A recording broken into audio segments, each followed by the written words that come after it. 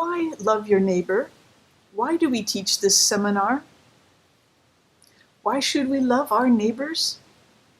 Because of people like my friend Shilpi. Now, Shilpi and her husband Rishi, and these are not their real names, but they are real people, and I've just changed their names for privacy. The two of them were married in India. Rishi had just become a believer from a Hindu family, and he expected his wife to convert automatically because of just marrying him. But Shilpi didn't do that.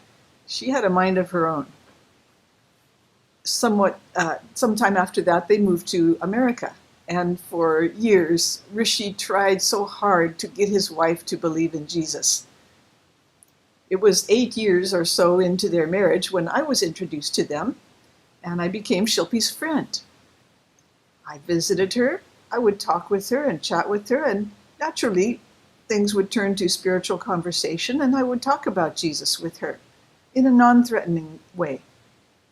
Shortly after I became their friends, I was invited to speak at an Indian fellowship in the town where they lived. I prepared a nice Hindu-friendly message, and I invited Shilpi and her family to come and hear me speak. And they did. And Shilpi told me that this was the first time she had ever come to a Christian gathering. After the meeting, maybe a week or two later, the leader of the Indian fellowship called me, and he reported to me that 2 of the women from the fellowship had gone to visit Shilpi afterward.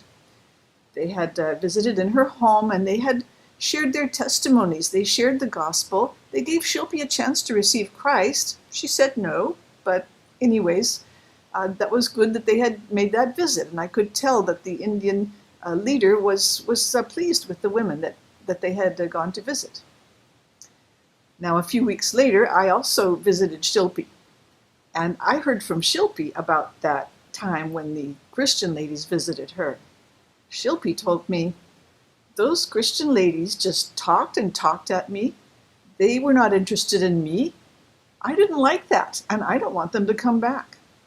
But Kathy, you can keep coming. You can keep talking to me about Jesus. Shilpi actually was interested to learn about faith in Jesus, but not in the way that was presented to her by the others. Well, time went on. I continued to visit and develop my relationship with her and shared spiritual truth every time we met. A year or two down the road, Shilpi got pregnant and had a baby.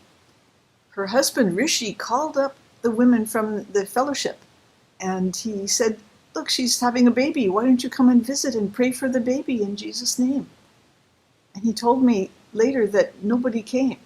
I was the only Christian who came and visited her in the hospital, and I prayed for the baby in Jesus' name, and Shilpi loved it. She was so happy. A few months later, it was Christmas, and again, Rishi tried to get some of the women from the fellowship to just, call her up. It's Christmas. Wish her happy Christmas. Tell her a little something about Christmas. And he told me that nobody did.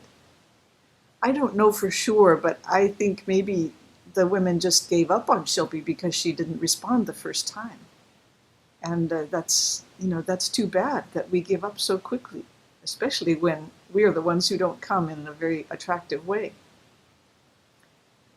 And I'm happy to say that 3 years into my relationship with Shilpi, she did give her life to Jesus and became a true follower of Jesus. And they are even fellowshipping at the same group, with the same group of Indian believers.